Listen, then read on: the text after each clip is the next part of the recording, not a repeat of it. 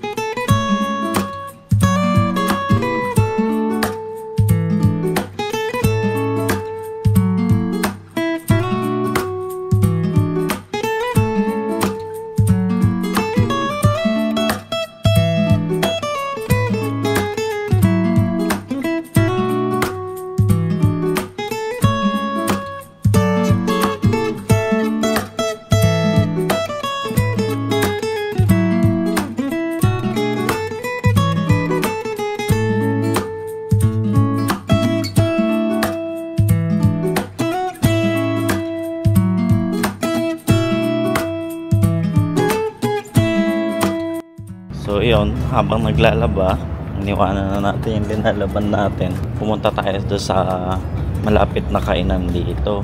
So yung pagkain na yun, okay na siya hanggang mamayang hapon na to. Depende, baka hindi na rin ako kumain ng mamayang gabi.